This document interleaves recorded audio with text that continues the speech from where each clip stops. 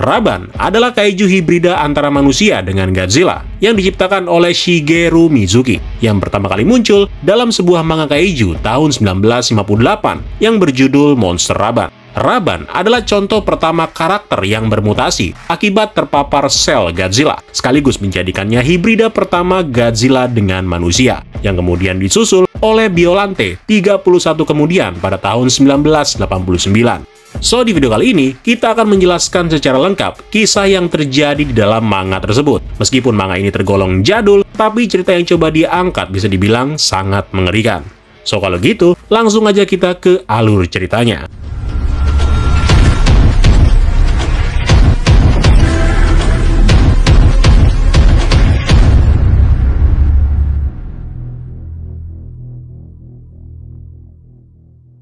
Ceritanya berpusat pada dua orang siswa yang saling bersaing yang bernama Ichiro Mizuki, seorang siswa terpintar yang berasal dari latar belakang keluarga yang sangat miskin. Dan satu lagi bernama Jiro Ikawa, seorang siswa yang gak kalah pintar dan dia datang dari keluarga yang kaya raya. Namun di sini Ichiro tetap lebih pintar dan memiliki sifat yang lebih baik. Sedangkan Jiro pada dasarnya hanya peduli pada dirinya sendiri dan juga kejayaannya sendiri.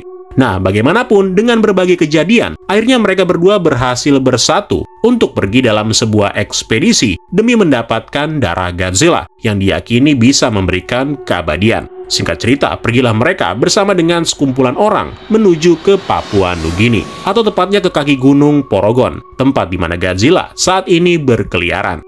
Buat yang belum tahu, si pengarang dari manga ini yang bernama Shigeru Mizuki sepertinya memang terinspirasi dari kisah pengalaman dirinya, di mana dia pernah menghabiskan waktu selama Perang Dunia yang Kedua di wilayah Papua Nugini, yang kemungkinan besar apa yang dialami oleh beliau memang mempengaruhi cerita dari manga ini. Oke, kita lanjut lagi. Nah, perjalanan mereka kemudian dilakukan. Sampai ketika tiba di Papua Nugini, pesawat mereka diserang oleh Godzilla, sehingga mereka terpaksa harus melakukan pendaratan darurat. Untungnya, Ichiro dan Jiro berhasil selamat, beserta dengan beberapa orang yang masih tersisa.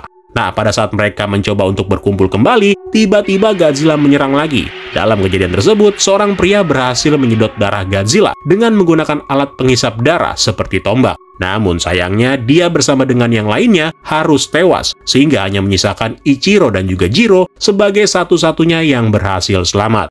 Gak lama setelahnya, para penduduk asli setempat juga ikutan menyerang mereka dengan melemparkan tombak beracun yang kebetulan mengenai kaki Ichiro.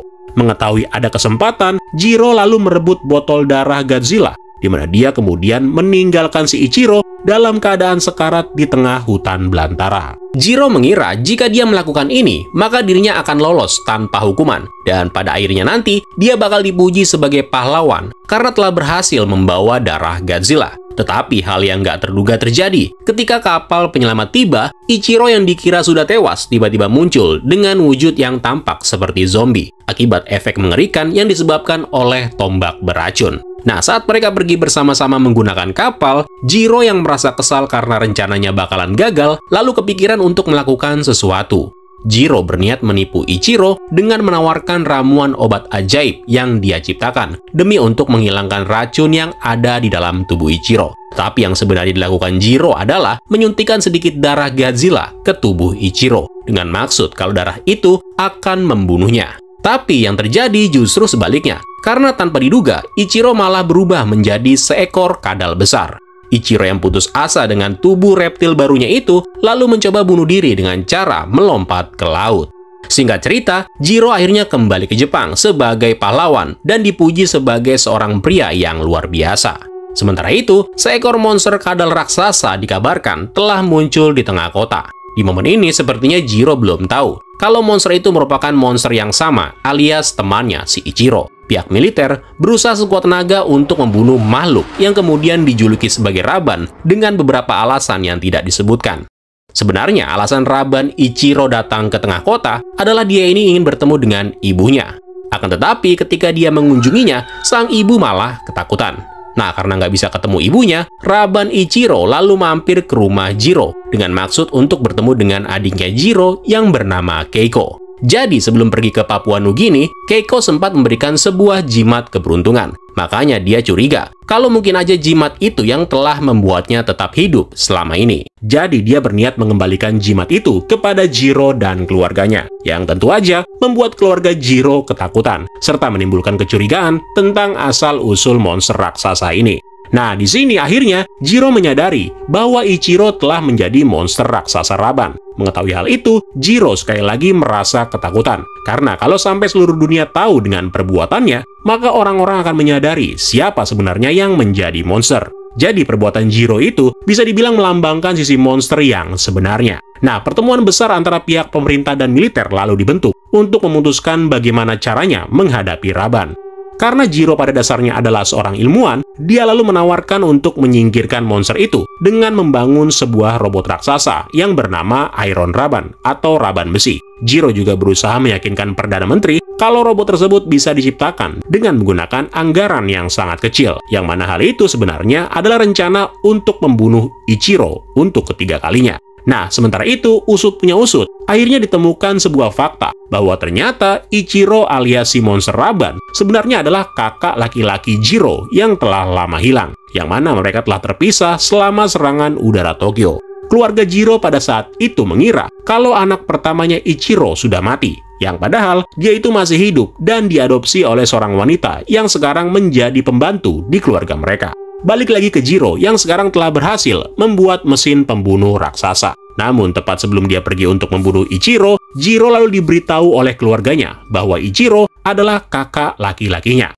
Singkat cerita, ketika Jiro mendekati Raban, tiba-tiba aja Jiro diliputi oleh perasaan bersalah. Di sini dia mengingat kembali semua hal mengerikan yang telah dia lakukan kepada saudaranya itu. Dan karena Jiro tidak sanggup untuk membunuh saudaranya sendiri, dia kemudian memutuskan untuk keluar dari robot dan memberitahu Ichiro bahwa mereka sebenarnya bersaudara. Mengetahui kebenaran tersebut, Raban alias Ichiro lalu mengangkat tubuh Jiro, di mana mereka berdua lalu pergi untuk menemui Perdana Menteri. Jiro memohon kepada Perdana Menteri supaya mau mendanai proyek untuk menemukan obat atau penawar bagi Ichiro. Tetapi di sini sang menteri menolaknya. Nah, untungnya ada seorang seniman manga yang bernama Shigeru Mizuki, alias penulis dari cerita ini, yang memerintahkan si Perdana Menteri untuk segera menyetujui dan membayar uangnya. Di halaman terakhir, Jiro dan kawan-kawan akhirnya berhasil mengeluarkan darah Godzilla serta racun yang ada di tubuh Ichiro, sehingga membuat Ichiro bisa kembali dalam wujud manusianya. Dan tamat cuy. Ending yang bahagia sekali. Jarang-jarang cerita yang udah horor tapi endingnya bahagia. Gimana menurut kalian mengenai manga yang dibuat tahun 1958 ini? Pemilihan latar ceritanya yang di Papua Nugini juga cukup menarik. Apalagi ini kan nggak jauh dari kemunculan film Godzilla pertama. Meskipun cerita ini nggak menunjukkan sisi Godzilla di Papua Nugini secara detail, tapi ide tentang pengambilan darah Godzilla akhirnya memang terpakai di film-film Godzilla versi Toho dengan berbagai penyempurnaannya. Kalau gitu, terima kasih buat kalian yang udah nonton. Dan sampai ketemu lagi di kesempatan selanjutnya.